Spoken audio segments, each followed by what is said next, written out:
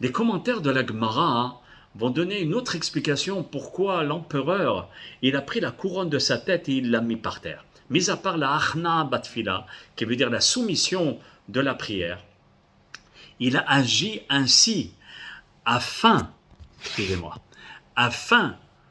que s'il y avait un décret, que là-haut on avait décrété que le royaume de Romain devait tomber entre les mains de Bardroma, le fait d'avoir déposé à terre sa couronne, ça a libéré, ça a enlevé le mauvais décret par rapport à cette force d'annulation. Ça rejoint un petit peu la première réponse, mais l'annulation, elle annule le mauvais décret. Et que même s'il devait tomber entre les mains de Bardroma, il ne pourrait pas tomber. Vous voyez, par le fait qu'il y a cette force de se soumettre.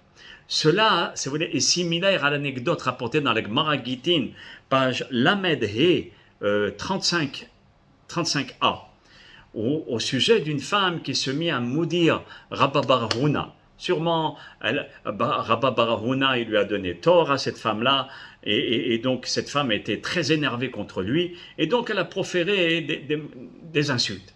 Et elle a dit que ton siège soit renversé et des choses pas bien. Donc elle avait l'intention de vouloir faire perdre la place de Rab Huna. Et les élèves qui portaient Rabba bar Huna, ils ont fait descendre, quand ils ont entendu ces malédictions, ils ont fait descendre le Rav de son siège, et ils retournèrent le siège, et après ils le redressèrent, et ils installèrent le Rav dessus. Pourquoi ? Afin que si cette malédiction devait s'accomplir, il s'est accompli maintenant. Le mauvais sort qu'elle a jeté, serait accompli, et ils l'ont fait. Et regardez, par la modestie que Rav Huna, il est descendu de son siège, et eux, ils ont retourné le siège, et il n'a rien dit. Par rapport à ça, ça a enlevé, en quelque sorte, le mauvais décret. Et le fait de l'avoir fait, ça enlève aussi le mauvais décret. Parce que la Gemara, elle continue avec Bardroma. Et elle dit comme ça. Akashle pume le Bardroma. Malheureusement, sa bouche a failli parce qu'il a dit quelque chose qui n'était pas décent, Bardroma. Alors même s'il était décrété que Rome devait tomber dans ses mains, il a dit vers Akadosh Baruch Hu, le langage du verset qui dit Alo ata Elohim zanachtanu velo tetze Elohim bitzivotenu. Tu es le Dieu qui nous a abandonnés. Tu n'es pas le Dieu qui sortira dans nos armées. Quelle était l'intention de Bardroma quand il a dit ce passouk de Dvarim? Son intention était de dire Nenatseach bekoach tzivotenu. Nous vaincrons, lui il avait l'intention de dire, on va vaincre l'ennemi par la force de nos armées. Et nous n'avons pas besoin de ton aide, toi Hachem. Regardez l'arrogance, la gava, la prétention de cet homme. Mais une fois que Bardroma a dit cette chose-là, il est parti aux toilettes.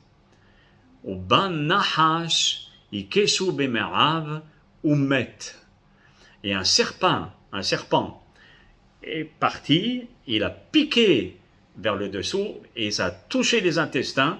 Et ils ont déchiré les intestins de Bardroma et il est mort sur le coup. Regardez cette catastrophe par rapport à cette parole. Maintenant, le sage, il pose la question, Bardroma n'a été puni que lorsqu'il a exprimé de façon hautaine le sentiment qu'il n'avait pas besoin de l'aide d'Hachem. Alors pourquoi Hachem a-t-il attendu pour le punir? Tout le monde savait qu'il n'était pas convenable. Mais, si vous voulez, il n'avait pas encore exprimé une parole pareille. Jusqu'à ce qu'il ait exprimé ses pensées, à ce moment-là, Kadosh Baruch Hu l'a puni. Et pourquoi il a attendu ce moment-là? Parce qu'on dit dans la Gemara, Brit Kruta la Lachon. Il y a une alliance qui est faite entre Dieu et notre langue. Attention, la manière dont tu parles, ça va s'accomplir. Le Ben Yehoyada, il explique que lorsque Bardroma commença à penser de façon hautaine, Hachem ne voulait pas le punir. En effet, il n'a pas puni. Il l'a puni seulement au moment où il a dit une profanation du nom d'Akadosh Baruch Hu. Parce que les gens ne pouvaient pas connaître les pensées de Bardroma. Alors ils auraient dit, mais pourquoi il a été puni, le pauvre? Regarde, il défend le peuple d'Israël au péril de sa vie, etc. Et il est mort. Alors Akadosh Baruch Hu a attendu de façon à ce qu'il puisse proférer des mauvaises paroles contre Hachem. Et là, tout le monde était témoin. Et quand ils ont été témoins, ils ont fait le rapport. Ils disent, ah, tu vois, il s'est adressé d'une façon hautaine à l'égard d'Akadosh Baruch Hu. Et les Mefarshim, ils posent la question, pourquoi Dafka, pourquoi spécifiquement Bardroma a été tué par un Nahash, par un serpent? Alors, Rabbi Yosef Haïm, dans Ben Yehoyada de la Gemara Gittin, il explique que cela symbolisait le fait que Bardroma s'est comporté comme le serpent original, qui avait parlé négativement d'Hachem, en disant à Adam et Chava, et il affirmait, mais qu'est-ce qui va vous arriver si vous mangez le fruit? Est-ce que vous allez devenir comme des dieux? Ah, c'est pour ça qu'il a peur. Wow, comment tu parles d'Hachem? Alors, comme il parlait, il a mal parlé, et toi aussi tu as mal parlé, l'un et tue l'autre. Vous voyez? Ça veut dire qu'Akadosh Baruch Hu, il a choisi l'animal qui se conduit de la même manière que Bardroma. Et donc, Kol Uman sonne et bne umadho. Bardroma parla de manière inappropriée. Et le serpent, aussi, il fut donc envoyé pour le punir, parce que lui aussi, il a parlé d'une manière inappropriée. Ça veut dire, on se fait frapper toujours par quelqu'un, Barminan, qui a le même défaut. Kol aposel bimon posel. Amar akesar, le'achar shemet Bardroma, u'il binitrahesh, avuri nisa, Alken Ezov et Israël et Nafsham. L'empereur, une fois que Bardroma est mort, il s'est dit, waouh, ma prière a été acceptée, puisqu'il y a un tel miracle qui s'est produit pour moi, donc je vais laisser le peuple d'Israël en paix.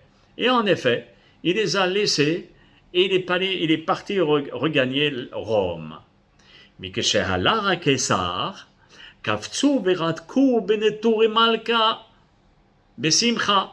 Mais lorsque l'empereur est parti, les habitants de Touré Malka ont sauté de joie, de danse, ils ont mangé, bu, allumé des bougies, ils ont allumé de loin, même on voyait plein de bougies, jusqu'à ce que quiconque marchait à 1 000, ça veut dire, on va dire 1000 kilomètres de la ville, il puisse voir la forme gravée sur ses anneaux. Ça veut dire qu'il avait la possibilité de voir la lumière sur son anneau, tellement il y avait de la lumière et des danses et des chants.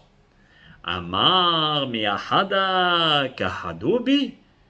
Alors le Kessar, il a dit, quand il a vu le comportement, quand il a entendu que les Juifs se comportaient de la manière suivante, ils buvaient, ils chantaient, etc.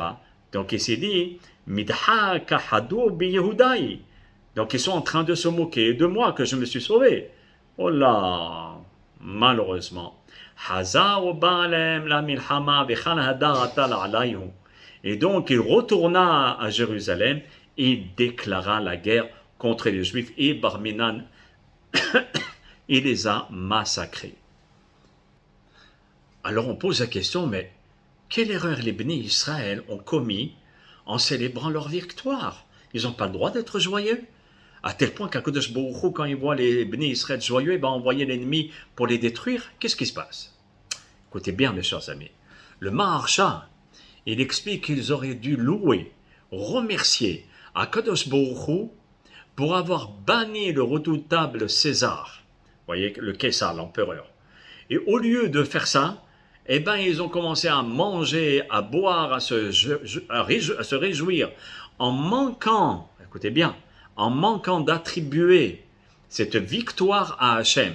C'est comme si, en quelque sorte, ils se sont attribués à eux, par rapport à leur force, la victoire. Et que si César s'est retiré, c'était par rapport à leur propre force, comme on dit dans Dvarim, au Pasuk Het, au chapitre 8 et au verset 17. Kohi ve'otsem yadi asali et ahayelaze.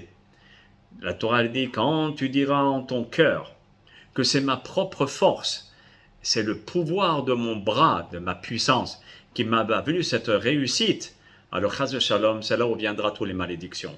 Voyez? Pour dire, il faut toujours, quand il nous arrive un miracle, de l'attribuer à Akadosh Baruch Hu. Et pas dire, t'as vu comment je suis intelligent, t'as vu comment on est fort, t'as vu là. Attention. Amar Ravasi, il rapporte dans la Gemara, 300 000 tireurs d'épée sont rentrés dans la montagne, dans cet endroit, pour massacrer malheureusement tous les bénis Israël. Il y a des quand on ne reconnaît pas la grandeur d'Hachem et on s'attribue la grandeur. Et ils ont tué sur cette montagne pendant 3 jours et 3 nuits. D'un côté, il y avait des tueries, et de l'autre côté, il y avait les réjouissances et les célébrations. Tellement elle était grande, cette ville-là. Vous voyez, c'est comme à Nice, quand il y a eu cet attentat. D'un côté, il y en a qui mouraient écrasés par un camion, et de l'autre côté, ils faisaient le feu d'artifice du 14 juillet. Ben, c'était pareil. Tellement elle était grande. Et en raison de la taille du pays, les gens, d'un côté, n'ont pas remarqué ce qui se passait de l'autre côté. Pour dire que tellement c'était une grande ville. Et Hachem a englouti, retenez bien ce terme, il a englouti sans pitié tous les habitants de Yaakov. C'est un passouk dans Eyov, pas dans Eyov, dans Echa, qui nous dit que Akadosh Baruch Hu bala et Bet Yaakov. Il a avalé et englouti le Bet Yaakov. Dans une prochaine vidéo, on va expliquer pourquoi la Gemara et le prophète emploient ce terme englouti. Pareil par rapport à cette ville, pourquoi ils n'ont pas dit tuer, mais englouti. À tout de suite.